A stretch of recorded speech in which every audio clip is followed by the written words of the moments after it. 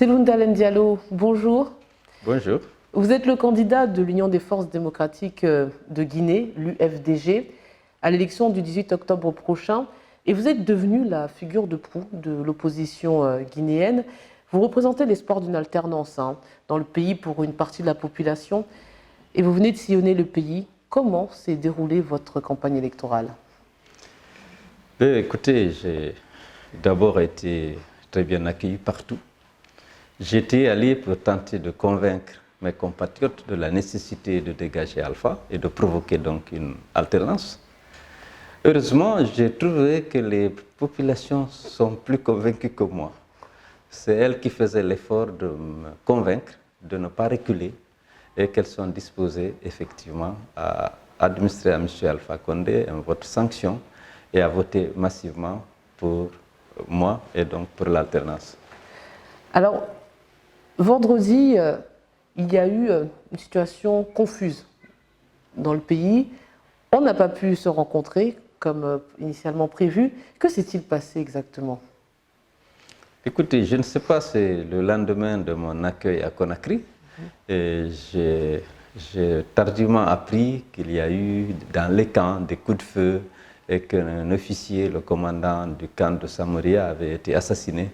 Mais jusqu'à présent, le gouvernement n'a pas donné des explications par rapport claires par rapport à ce qui est arrivé. Donc j'ai le même niveau d'information que vous, l'information donnée par la presse. D'accord. Votre tournée à l'intérieur du pays a enregistré une forte mobilisation et bien sûr, avec ce final en entrant à Conakry, comment appréhendez-vous ce scrutin à quelques heures du premier tour?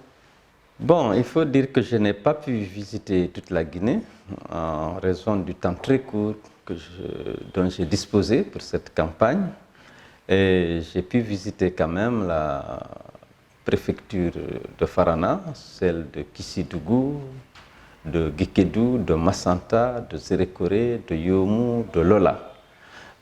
Je devais me rendre en Haute-Guinée pour visiter les préfectures de Kankan, Sigiri, Mandiana, Kerouani et Kouroussa. Malheureusement, on m'a interdit l'accès à cette région dans les conditions que vous savez.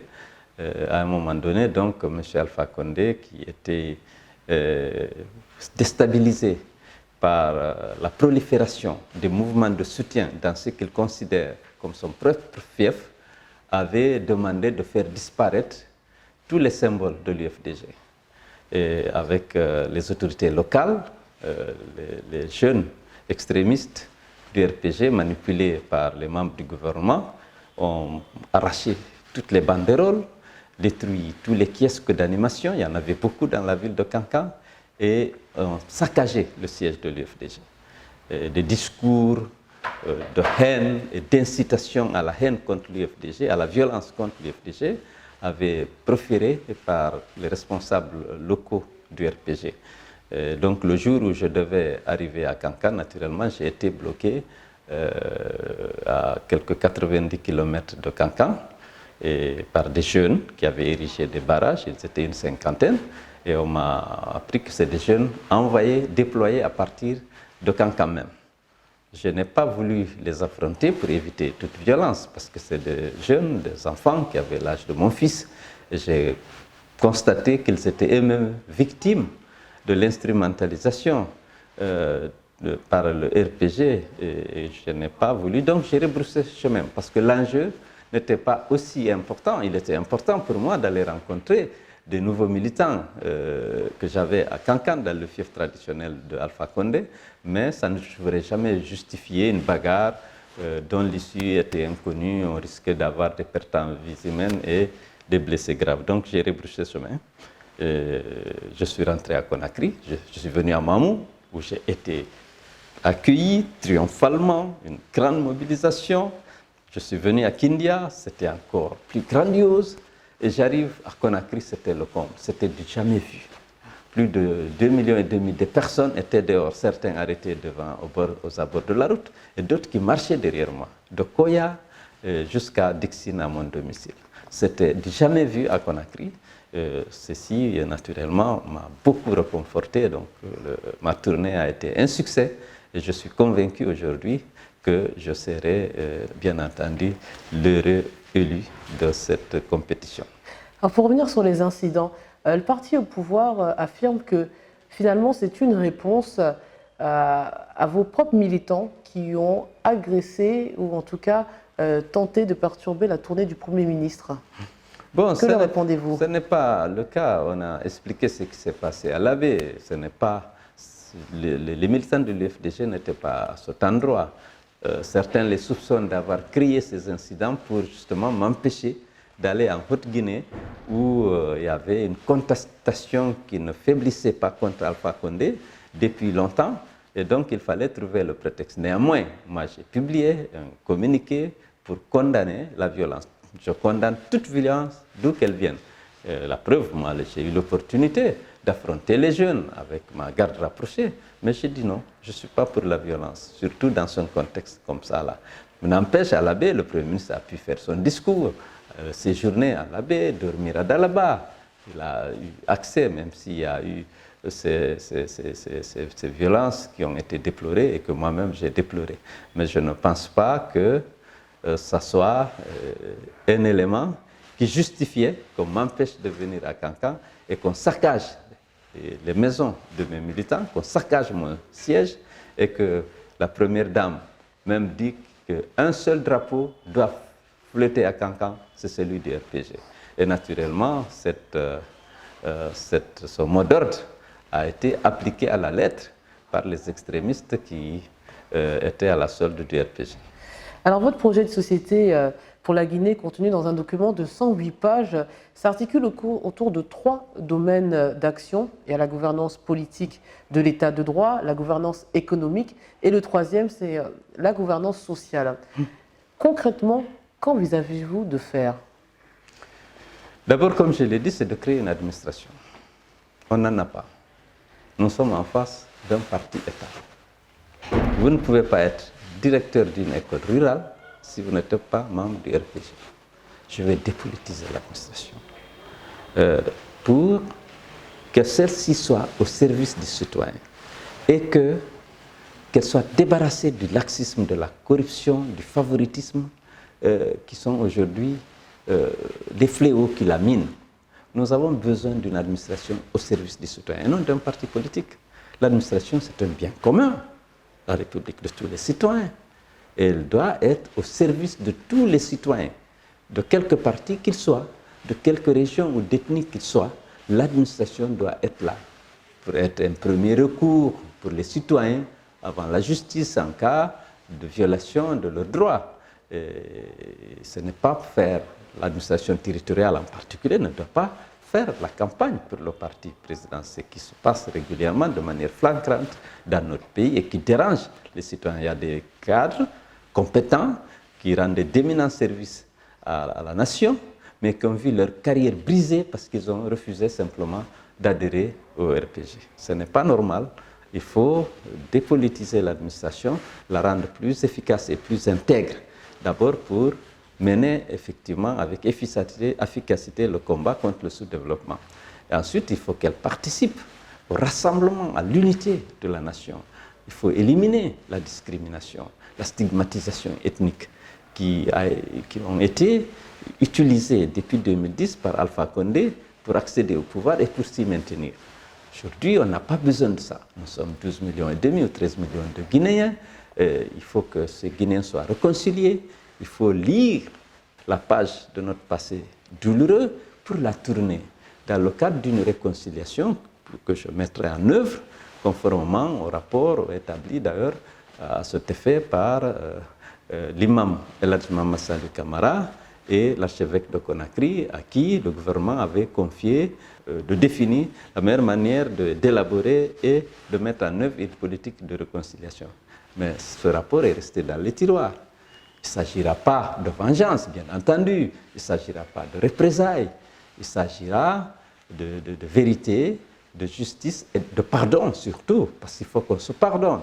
Et je voudrais même demander de ma prise de service une semaine de prière et de jeûne pour ceux qui le peuvent, pour qu'on se demande pardon.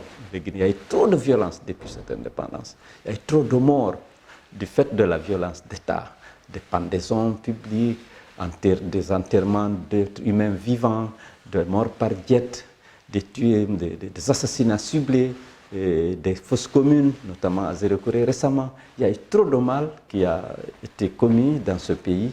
Il faut nécessairement que le pardon arrive pour que les Guinéens se réconcilient et s'engagent sur un nouveau départ. À l'instar d'autres partis d'opposition, vous avez boycotté le référendum et les législatives de mars dernier, mais contre toute attente, vous êtes candidat à l'élection présidentielle. Comment justifiez-vous ce changement de stratégie? Essentiellement par deux faits. D'abord, le débat s'est invité dans nos réunions au niveau de l'UFDG, la question de savoir si on boycotte ou si on participe à cette élection. Les avis étaient partagés. Certains estimaient qu'il fallait participer à cette élection et porter le combat contre le troisième mandat dans les urnes, sans renoncer à participer au combat dans les rues. D'autres estimaient qu'il n'est pas possible, étant donné qu'on n'a pas reconnu la Constitution et le double scrutin, et qu'on n'accepte pas le principe de la candidature d'Alpha, d'aller compétir avec lui. Le problème posé, on a dû consulter toutes les structures.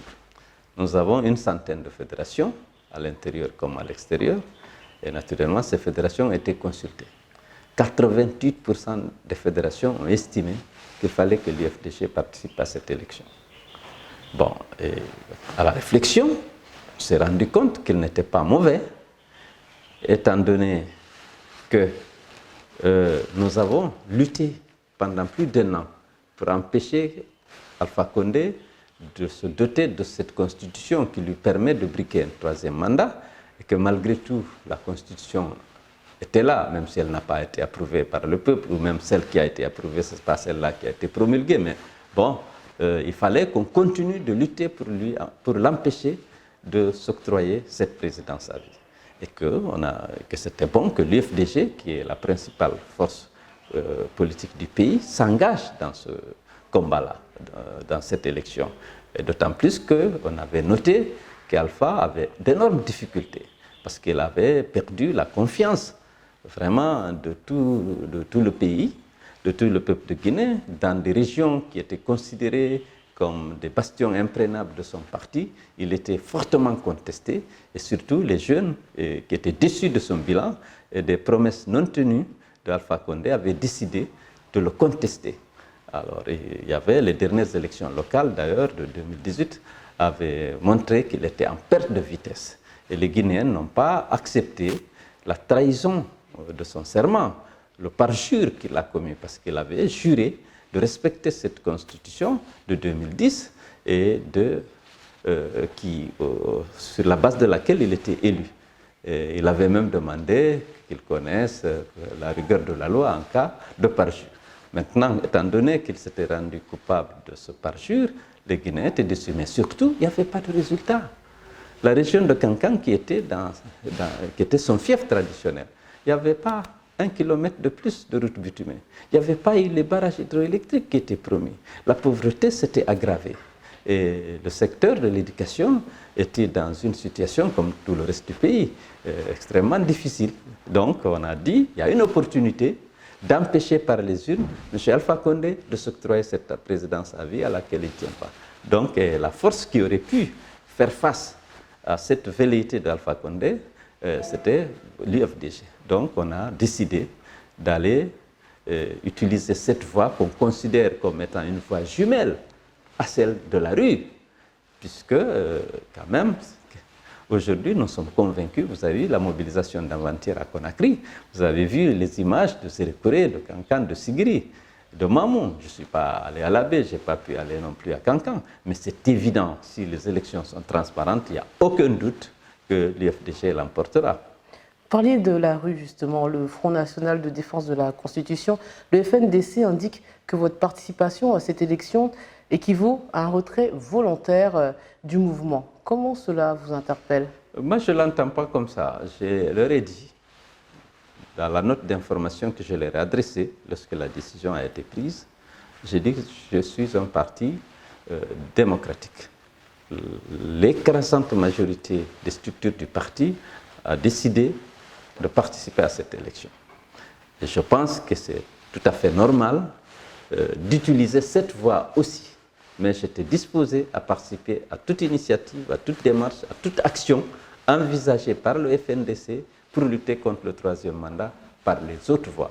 Le recours judiciaire, les manifestations de rue, la dénonciation dans les médias, et que je restais vraiment avec le FNDC et dans le FNDC dans la mesure du possible. Mais si certains estiment que cette participation n'était pas compatible avec le statut de membre du FNDG, c'est avec regret que je quitterai notre coalition. Mais je continuerai à participer à toute manifestation contre le troisième mandat, quel que soit l'initiateur, sauf avis contraire de ce dernier, bien entendu. Mais ne craignez-vous pas, finalement, de diviser durablement l'opposition guinéenne? Diviser l'opposition, il faut d'abord savoir que l'écrasante majorité de la classe politique soutient ma candidature. J'ai une alliance avec 40 partis, dont certains sont membres du FNDC, et qui ont décidé de soutenir ma candidature parce que ces partis acceptent de porter le combat aussi dans les urnes sans renoncer à la rue et aux autres formes de la lutte contre le troisième mandat. J'ai 40 partis qui sont actuellement en train de faire campagne, chacun dans son fief, pour mon élection. L'opposition vous reproche de crédibiliser la candidature d'Alpha Condé en participant à cette élection. En cas de défaite face au président sortant, quel sera finalement le fondement juridique de votre contestation? Les risques de défaite sont quasi nuls. Il n'y a pas de risque zéro.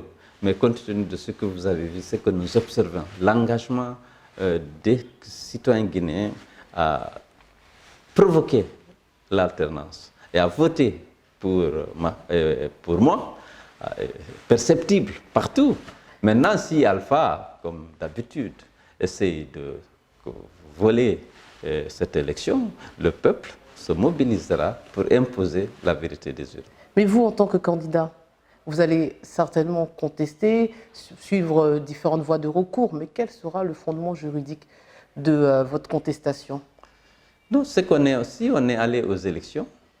S'il y a une fraude, s'il y a une falsification ou une substitution de PV, sur la centralisation faussée dans ses principes et dans ses règles, naturellement, nous aurons des fondements pour protester et contester un résultat falsifié. Donc c'est sur la base de la tricherie, mais vous n'allez pas invoquer l'idée que cette élection était illégitime et illégale. Oui, vous savez, lorsqu'un militaire s'empare du pouvoir, décide de dissoudre l'Assemblée, de suspendre la Constitution, et qui envisage de créer et d'organiser une élection pour rendre le pouvoir aux civils, on participe.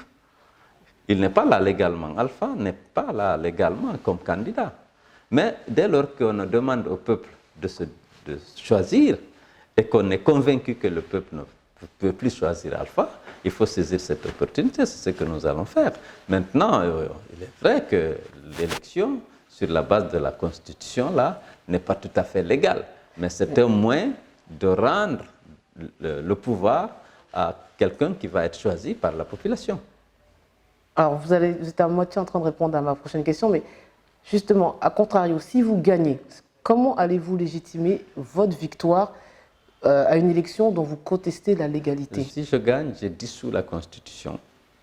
Je réactive la Constitution de 2010 et que je fais adopter par référendum par la population guinéenne. Le mandat est passé à 6 ans, oui, renouvelable une fois.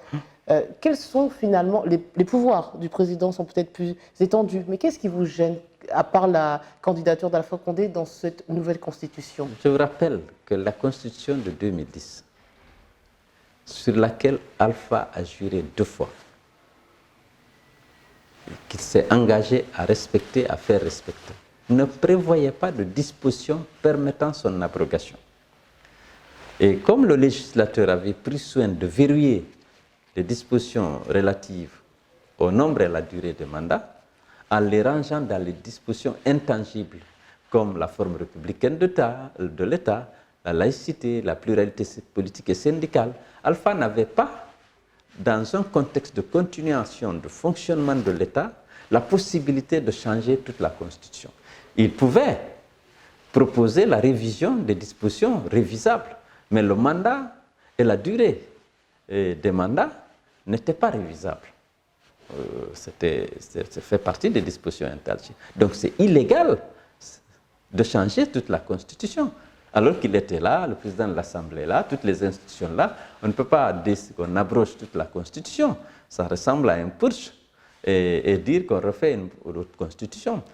Donc si on comprend bien, si vous êtes élu, pour légitimer votre élection, à cette élection que vous qualifiez d'illégale, vous allez devoir modifier la Constitution. Oui. Ça va être la base, le fondement. Dissoudre cette Constitution qui a été naturellement imposée par Alpha, qui n'a même pas été approuvée par le peuple de Guinée, mais qui n'était pas légale non plus, parce qu'il n'avait pas de possibilité juridiquement d'abroger toute la Constitution. Donc je prendrai naturellement les dispositions pour la faire, pour réactualiser l'ancienne Constitution. Et puis, voilà. Cellou Dalein Diallo, votre pays a connu des violences liées aux tribulations politiques. Si vous êtes élu président de la République de Guinée, pourriez-vous envisager un gouvernement de coalition avec d'autres partis d'opposition et le parti au pouvoir?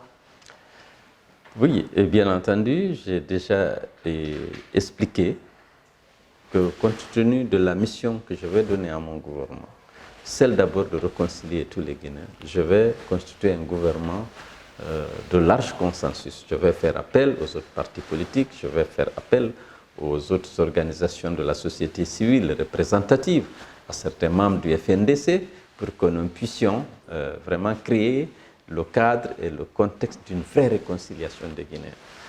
Ça, je peux vous l'assurer. Donc, certains membres du parti au pouvoir peuvent envisager d'intégrer votre gouvernement? Le parti au pouvoir, je ne sais pas. Peut-être certains cadres du parti au pouvoir qui ont fait moins de zèle dans la répression, dans la violation des lois de la République.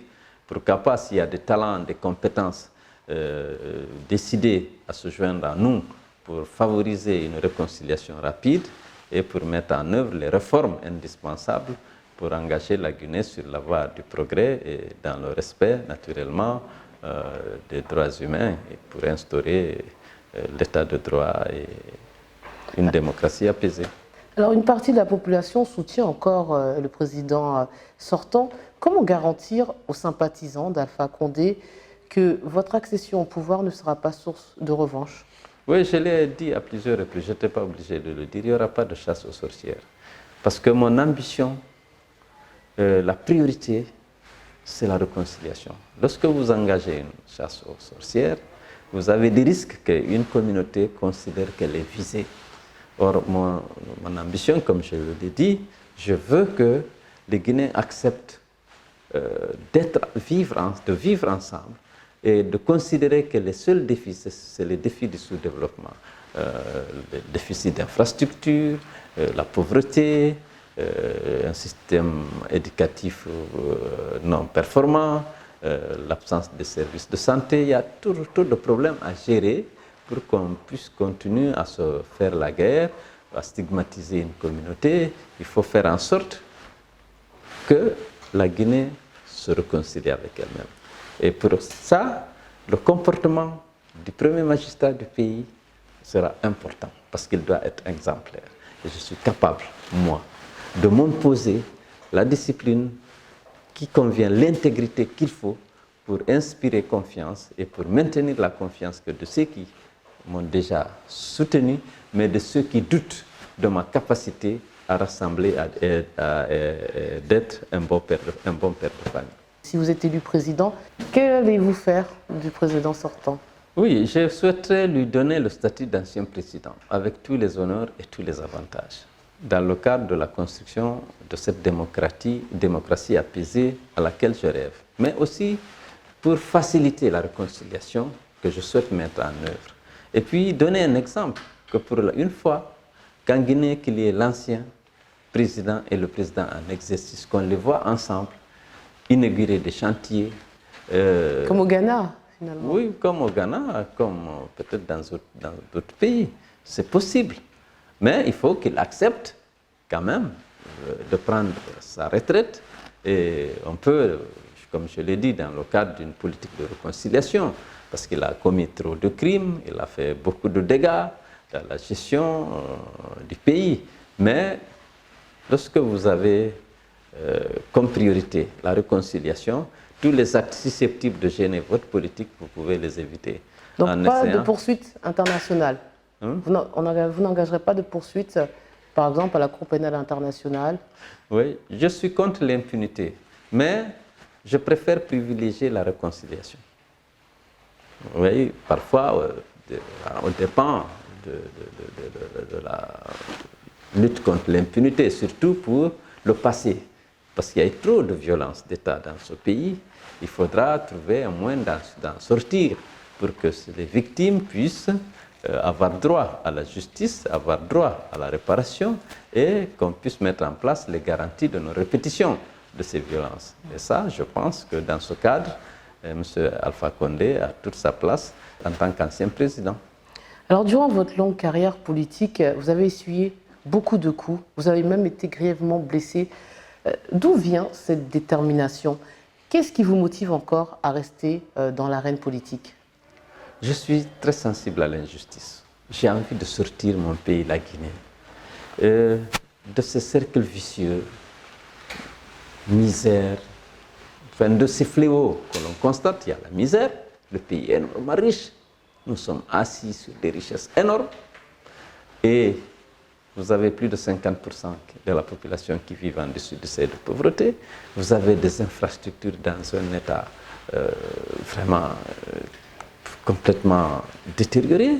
Vous avez une division des ethnies.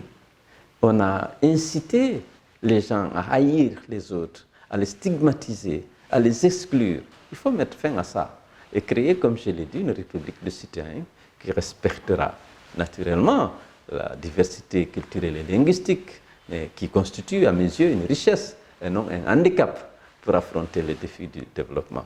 Donc, moi, j'œuvrerai pour d'abord la réconciliation, pour la création d'une administration efficace, débarrassée de la corruption et du laxisme et du favorisme. Je vais mettre en place un système éducatif performant et un système de santé aussi qui puisse faire face naturellement aux besoins de la population. Alors, vous avez effectué récemment une tournée internationale pour rencontrer la diaspora guinéenne. Avez-vous sollicité à cette occasion l'aide de certains pays visités? Non, j'ai sollicité l'aide de mes militants. Et vous avez 80% de la diaspora pratiquement qui milite au sein de l'UFDG et elle contribue généreusement au fonctionnement du parti et à notre budget de campagne. Donc, vous n'avez pas visité les chancelleries, comme on dit, étrangères, pour chercher un soutien? Non, un soutien, oui, un soutien. Je demande un soutien à la démocratie, un soutien à l'état de droit, un soutien à la protection des droits humains. C'est évident que lorsque je rencontre les organisations internationales, les États aussi bien de la CEDEAO que les États européens et américains ou leurs représentants, j'attire leur attention sur la violation récurrente des droits humains, sur la violation de nos lois et l'impunité qu'Alpha Condé a accordé, continue d'accorder à tous les auteurs de crimes commis. Je veux vous dire, madame, depuis qu'Alpha Condé est au pouvoir, il a été assassiné 203 personnes pendant les manifestations politiques et syndicales. Il n'a jamais voulu qu'il y ait la moindre enquête pour déférer devant les tribunaux les auteurs de ces crimes. Il y a eu un seul cas où on a assisté à la condamnation. Mais vous le ferez? Vous ferez en place une commission de vérité, comme on dit régulièrement, où vous mettrez en place des enquêtes sur ces crimes passés? Oui, pour le passé, je vous dis que j'ai une politique dans le cadre de la réconciliation. Comment faire pour tourner cette page douloureuse là? Mais à partir de mon accession au pouvoir, je veillerai à ce que les droits humains soient protégés et que je ne tolérerai pas qu'on tue un citoyen guinéen, parce que pour moi, le premier droit de l'homme, c'est le droit à la vie. Et je veillerai en tant que président de la République à que tous les citoyens bénéficient de la sécurité et, le cas échéant, de la justice. Et de la justice, mais vous acceptez l'idée d'une injustice en laissant ceux que vous appelez des criminels en liberté? Oui, j'ai dit que je ne veux pas mener des enquêtes sur toutes les violences d'État qu'il y a eu depuis le pays, depuis l'indépendance du pays. Il faudra quand même que les Guinéens acceptent faire le discernement entre le mal et le bien. Ce qui a été que les crimes qui ont été commis, il faut qu'on admette que c'est des crimes.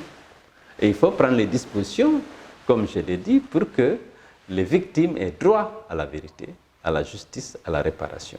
Et qu'on mette en place des garanties de non-répétition de ces crimes-là. Voilà les objectifs qui seront visés par la politique de réconciliation que je vais mettre en œuvre.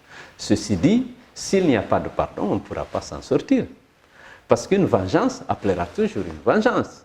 Et on n'en sortira pas. Il faudra qu'à un moment donné qu'on s'arrête, qu'on se demande pardon, et que les gens, ceux qui ont été particulièrement visés par ces violences, acceptent de pardonner, pour qu'on sorte de ce cercle.